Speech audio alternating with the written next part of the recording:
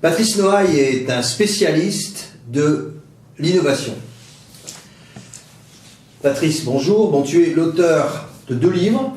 Le premier livre, c'est De Gaulle et la technologie, avec une préface de Stanley Hoffmann, qui est professeur d'histoire à Harvard, et un avant-propos de Jacques Chirac. Et ce livre a été sorti en 1995. Le deuxième livre, c'est L'innovation, valeurs, économie, gestion, en 2008.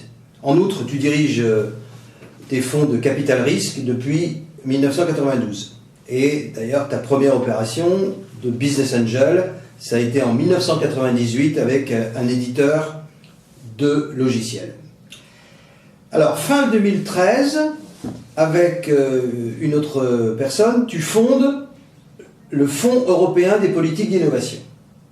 Puis en 2016, vous fondez, avec Albert Olivier, qui est l'ancien président de CDC-PME, un collectif d'innovation qui rassemble des opérateurs de l'innovation en France.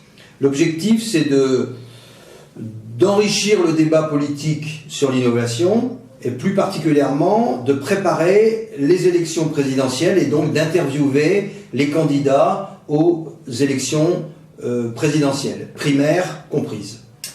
D'ailleurs, une opération du même genre est en cours avec les têtes de liste pour les élections européennes.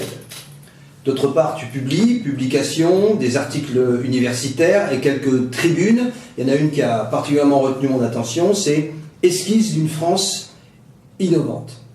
On peut y lire, au début du XXIe siècle, juste avant la Première Guerre mondiale, la France était pionnière dans les grandes industries innovantes de son temps, comme l'aviation, l'automobile, la photo, le cinéma ou le nucléaire. Et quand elle n'était pas la première, elle était dans le trio de tête mondial, en compétition avec les États-Unis, l'Allemagne ou le Royaume-Uni. Nous en sommes maintenant au stade des assises de l'innovation. Les premières assises de l'innovation ont eu lieu le 3 décembre 2018. Nous allons y revenir dans le détail. En outre, les mercredis de l'innovation existent déjà depuis plusieurs mois. Tous les premiers mercredis du mois, dans le cadre de la Société d'encouragement pour l'industrie nationale, place Saint-Germain-des-Prés à Paris, un thème est choisi autour du sujet, mercredi de l'innovation.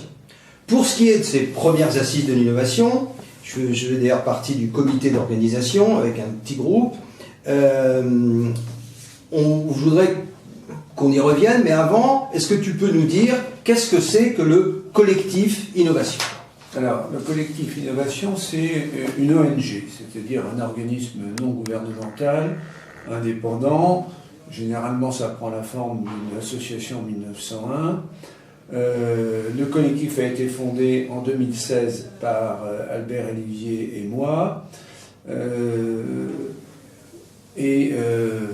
Aujourd'hui, il rassemble une vingtaine, un peu plus, des grands acteurs de l'innovation en France, avec quelques exemples comme France Invest, les ingénieurs et scientifiques de France, France Angel, les instituts Carnot, le MEDEF, la CPME et encore Finance Innovation et quelques autres. Aujourd'hui, le collectif, c'est une vingtaine d'associations, de grosses associations, comprenant par exemple des gens comme les ingénieurs et scientifiques de France, France Invest, France Angel, les instituts Carnot, le MEDEF, la CPME ou encore Finance Innovation. Alors pour les élections présidentielles de 2017, nous avions adressé à tous les candidats des questionnaires. On a eu 10 réponses et ensuite on les a reçues. Pareil, on a eu de nouveau 10 participants, généralement leurs représentants, parfois le candidat lui-même. Et pour les élections européennes de 2019, nous sommes en train de préparer une démarche du même type, c'est-à-dire questionnaire écrit, puis réception, débat en cercle fermé, si je puis dire. Le collectif est donc un think tank à la française. C'est pas tout à fait un think tank à l'américaine, parce qu'on n'a pas du tout les moyens des Américains. et on n'a sans doute pas aussi la façon de segmenter qui est la même en matière de réflexion. Et ce think tank à la française se donne pour objectif de tracer un chemin nouveau pour la société française vers l'innovation. Bien, alors donc c'est un projet ambitieux de ce think tank, tracer un chemin vers une société française plus innovante. Donc, les premières assises de l'innovation ont eu lieu le 3 décembre 2018. Quelle est ta conclusion? Alors, la première conclusion, c'est que c'était une première et que c'est un succès.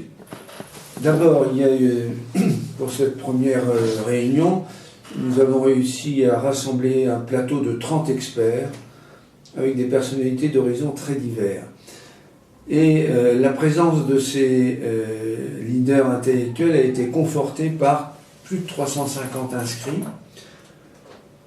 ce qui fait que nous avons eu l'occasion de faire un tour d'horizon complet de la question. En outre, on avait souhaité un dialogue intergénérationnel avec des étudiants d'universités et de grandes écoles, ce qui a été le cas et qui a été aussi un grand succès, parce que nous avons eu 5 ou 6 écoles et universités partenaires et une vingtaine de participants. Bien, alors au-delà de ces indicateurs, quel est un peu le résultat, disons, intellectuel de la réflexion? Qu'est-ce que tu en penses? Alors sur le fond de l'innovation en France, on avait focalisé les travaux sur 2 thèmes. Le financement de l'innovation entrepreneuriale, c'est pas toute l'innovation, mais c'est une innovation très importante, et sur l'organisation de la gouvernance de l'ensemble de la future société innovante française. Plus précisément? Alors, il y a 2 points qui sont importants. La place de Paris est convaincue, et était et est encore convaincue, selon l'expression d'usage, que le dispositif mis en place à la fin des années 2000 était satisfaisant pour le financement des PME et qu'il suffisait d'attendre sa montée en puissance. Il apparaît à la lecture du compte-rendu que le financement des start-up et des sociétés en décollage commercial mériterait une réflexion approfondie. Et d'ailleurs, les assureurs ont commencé, les assureurs dans le cadre de la réforme de l'assurance vie, et la BPI a, elle, mis en place un fonds Deep Tech qui va colmater une des insuffisances du système. Il y a donc bien là une défaillance non perçue et qui est en train de se révéler. Alors c'est jamais agréable de démontrer ce qui ne marche pas, mais c'est le premier pas pour savoir ce qu'il faut faire de façon urgente. Donc en résumé, pour la partie financement des startups. Oui, il faut faire monter évidemment en puissance le système actuel, mais il faut aussi le faire évoluer. Il faut développer le nombre des intervenants. Aujourd'hui, le rôle de la BPI, certes, est assuré par la BPI, et c'est déjà ça, et c'est même beaucoup, mais ça a aussi un effet disproportionné, puisqu'ils sont les quasi seuls acteurs dans un certain nombre de cas. Deuxième point, donc multiplier le nombre d'intervenants, multiplier les volumes. On est aujourd'hui entre 1 et 2 milliards par an en venture capital. Il faudrait être 10 fois plus haut, c'est-à-dire être au-delà de 10 milliards, pour être comparable à ce qui se fait dans les bons pays.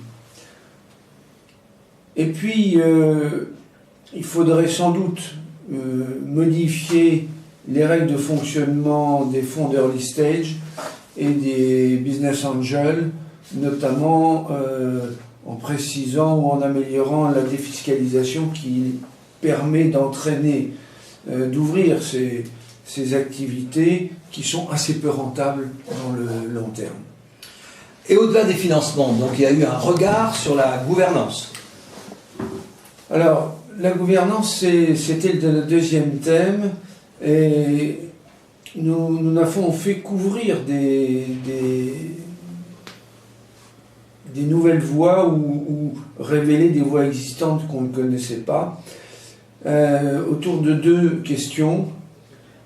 Comment répartir et coordonner les actions avec les différents acteurs publics, mais aussi privés? Il y a de nombreuses questions sans réponse. Quelle est, ou y a-t-il d'ailleurs, une structure administrative territoriale adaptée à l'animation de l'innovation? Quels seraient alors les PPP, c'est-à-dire les partenariats publics-privés qu'il faudrait mettre en place, etc. Et deuxième point, comment mieux coordonner les efforts de l'État pour mieux utiliser l'ensemble des services qui sont dédiés à l'innovation? Il y avait à une époque un DGRST, c'est-à-dire une fonction interministérielle chargée de tout coordonner dans le domaine de la recherche. Là, est-ce qu'il n'y aurait pas moyen de trouver une structure adaptée pour l'innovation? En outre, et avant de conclure, ces assises nous ont permis d'approcher de nouveaux acteurs que sont les universités. Nous espérons les faire entrer dans le dispositif dans les prochains mois.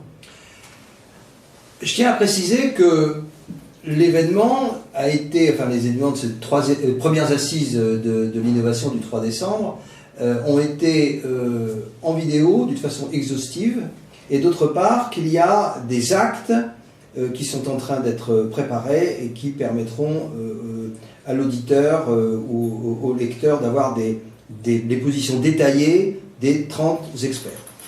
Un mot de conclusion. Oui, je voudrais resituer l'ensemble dans l'ensemble de ces travaux qui sont très modestes, compte tenu de l'enjeu auquel on fait face, qui est l'immense effort qu'il nous faut pour construire une société innovante, c'est-à-dire une société qui ne fonctionnera pas et qui ne fonctionne déjà pas avec les règles qu'on avait en usage et jusqu'à la fin du XXe siècle. D'un point de vue anthropologique, l'innovation est ce qui a permis à l'homme de sortir de son état de soumission à la nature, en éliminant les grands dangers que sont les épidémies, la sous-alimentation, ou en apportant des facilités de vie nouvelles comme l'hygiène ou l'eau courante. Mais il y a quelques problèmes collatéraux à côté de ces progrès, tels que la place de l'homme face à la nature, quelle est la place et le rôle de la femme et de l'homme dans une société jusque-là essentiellement structurée par les hommes, et notamment avec une régulation de la violence qui était uniquement celle des hommes.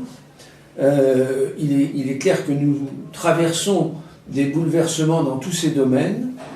Il faut encore faire quelques pas, même probablement ça n'arrêtera jamais. Nous sommes à la fois puissants et on est à la fois, et on pense être capable de s'associer à la nature. Encore faut-il mettre en place ce que les économistes appellent les institutions d'une société innovante, et c'est pour cela qu'on a lancé ces assises annuelles pour faire un point annuel sur l'évolution de ces institutions. Merci Patrice.